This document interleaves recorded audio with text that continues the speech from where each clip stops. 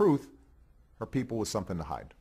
Welcome back to True News. I'm Rick Wiles. When it became evident in 2007 that dark, sinister forces were propelling an unknown Illinois politician to run for the presidency of the United States of America, True News began to investigate and expose the unexplainable, mysterious past of Barack Hussein Obama and his close association over many years with known domestic terrorists, dangerous extremists, radicals, and communists.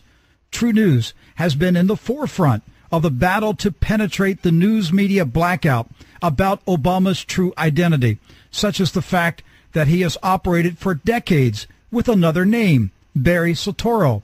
Whatever you call this imposter in the White House, Barry Soetoro, Barack Obama, the Mac Daddy, the presidential pimp, the Chicago street hustler, he is a man without a past. People with money and clout have assisted Obama in covering up his earlier years. My guest today is a young family man, a Christian, who recently stumbled upon startling information about Barack Obama.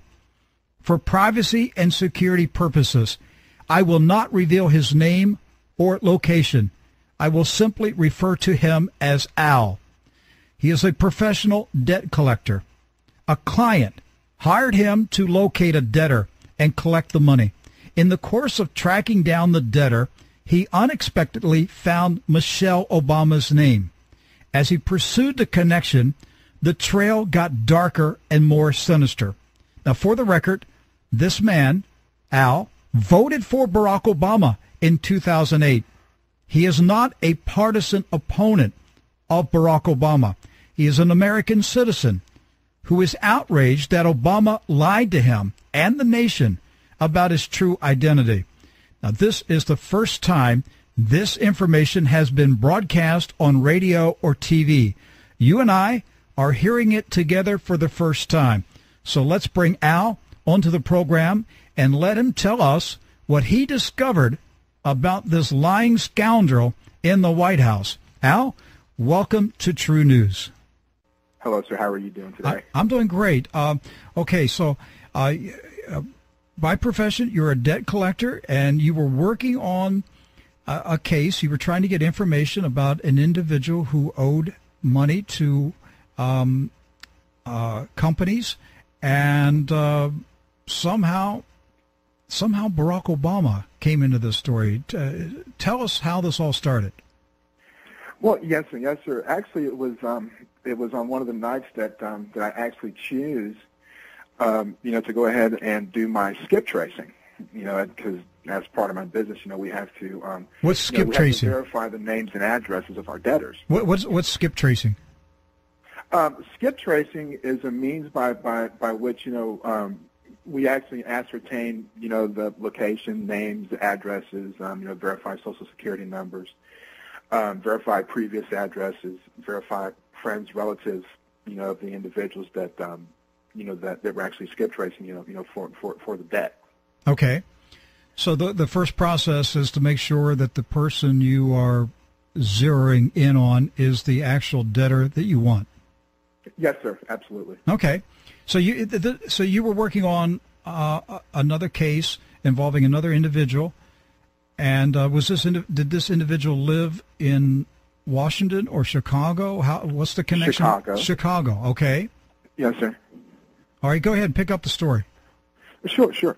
And so what I was doing was, obviously, when I couldn't find a relative, new phone number or current phone number, for the individual, then you start backtracing, and so you start, through the software, you start hitting the database that has information for their addresses, their phone numbers, their relatives, the associates of the same address, so forth and so on, and then all of their information, is compiled and then it's pulled. We call it, pulling the data. Mm-hmm. And so when I was pulling this data off of Everett Avenue, there in Chicago, lo and behold, Michelle Obama's name pops up. And in the middle of the night, when you're doing these things, you just really don't have time, because you kind of don't want to lose track. So I just kept on going. And now, did Michelle Obama's name come up as a neighbor of this debtor? Yes, sir. Okay. Yes, sir. Yes, sir. Back in the 90s, back in the 1990s. All right. And so anyway, so as I was finished, I clicked back, just out of curiosity, I clicked on her name, and then obviously Barack Obama pulled up, and then his alias pulled up as well, that was attached to his Social Security number. What do you mean his alias? Yes, sir. When individuals apply for anything, or sign a form, sign an application, whenever pretty much they use a name, it's associated with that address and that Social Security number. Mm-hmm.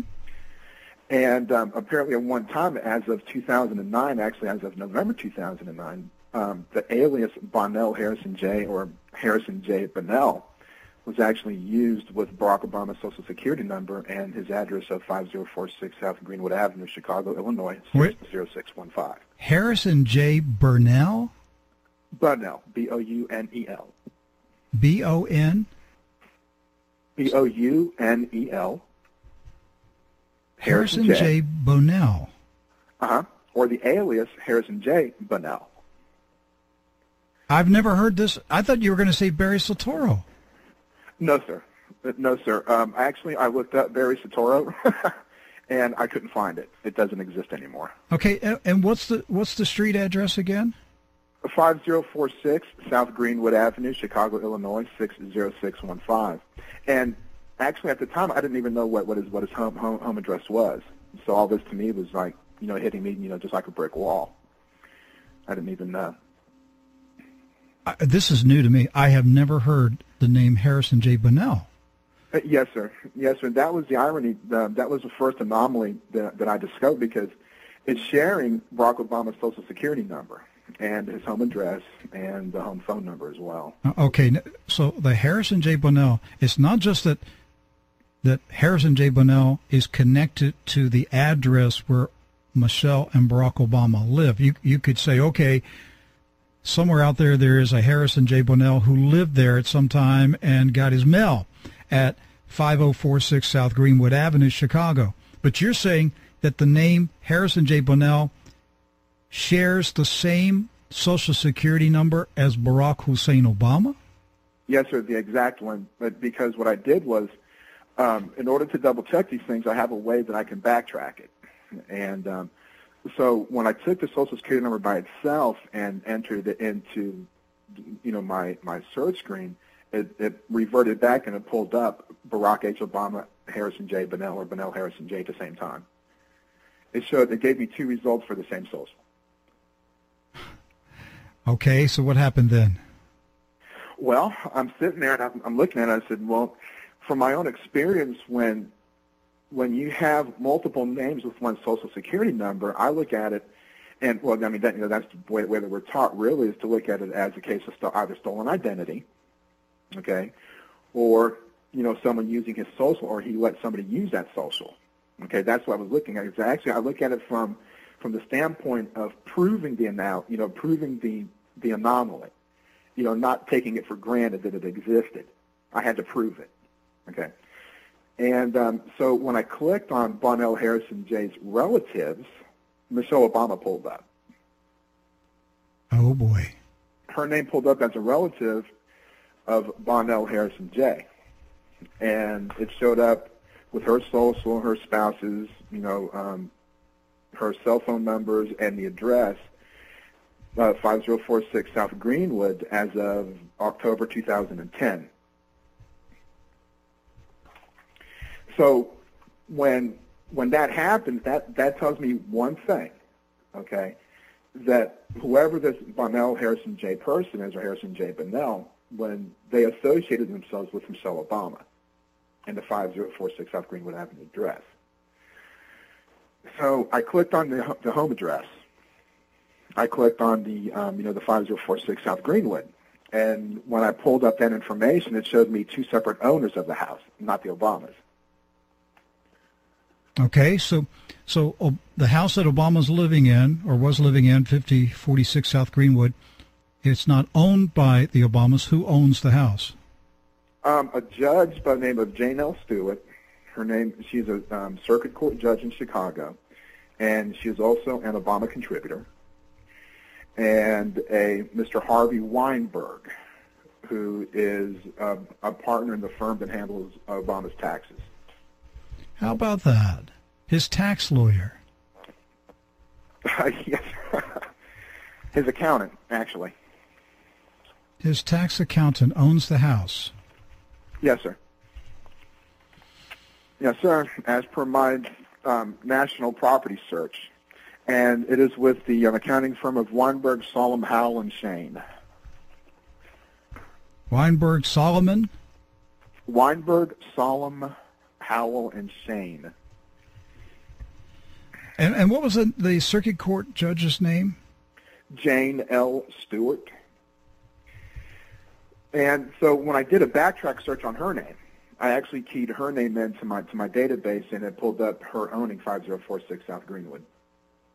And does she spell Stewart, S-T-E-W-A-R-T, or U-A-R-T? No, sir.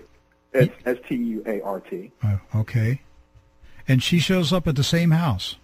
Yes, sir, on a different search. Okay. On a separate search that I did on her name. All right. What else did you find? Well, the house itself has had, let me get to my record real quick. I have to pull this up, and excuse me for that. The house itself has had 6 different PIN numbers associated with the property itself. What do you mean PIN numbers? What do you mean? It's a property identification number, and it's a number that is assigned to a piece of property. And as per the Cook County Recorder of Deeds, it's a number that never changes. However, the house itself has had 6 property identification numbers associated, within the past maybe 6 years. Okay, you're saying as far as Cook County, to say clerk of court or register, that the PIN, the property identification number, never changes even though the owners change? Absolutely correct, sir. Yes, sir. But in this case, it changed 6 times? Yes, sir. It's changed 6 times from 2011-025-000 to the 37 number, which is not registered with Cook County, yet it's registered with the Treasurer's and Assessor's Office. Well, you would need somebody who's corrupt inside Cook County government to do something like that, wouldn't you? Yes, sir. Yes, sir. That's probably hard to find, a corrupt Cook County government official. Well, the irony is, it was verified to me by Cook County, and the woman that I was speaking with told me that everything kind of trickles down from the Cook County Recorder of Deeds, because you have to record your deed first before you can even do any assessments on it. Because you can't do an assessment on a property that doesn't have a deed or a title to it. Did the property actually change ownership? When? You said that there were 6 different PIN numbers in what did you say, 6 or 7 years? Yes, sir, in 6 or 7 years, and the answer to that is no. So the PIN numbers changed, but the owners didn't. Absolutely no. Is that what you're saying? Absolutely. Well, then that's a deliberate attempt to cover up and confuse any investigators. Yes, sir. What it is called? It's called a multi-layered real estate finance transaction. That's what it's called, and the irony is that William Maselli, who was obviously was Obama's mentor, and that's one of his specialties as per his law firm. Well, why would they do that? What would they be trying to hide? What they're trying to do, remember now, what happened was they created a trust. Okay, well, really the trust already exists. It's the Northern Trust Company, trust number 10209. Okay, and in 2005, let me get to that point where this happened. In 2005, a loan was acquired from Fannie Mae and Freddie Mac for $1.32 million. Okay, And it was acquired by the Northern Trust Company for the Northern Trust Company, trust number 10209, for property PIN number 2011115-034, because PIN number 20115-026, when they, in April of 2005, they did a release for $0 to PIN number 034. And this was done by the previous owner, Frederick Wandesberg, and he did it to create PIN number 034. And this PIN number lasted for 8 months, okay, from April of 2005 to December of 2005. It lasted for only 8 months. During this period of time is when the crime actually took place, okay, because the Frederick Wandesberg sold the house to Northern Trust Company, trust number 10209.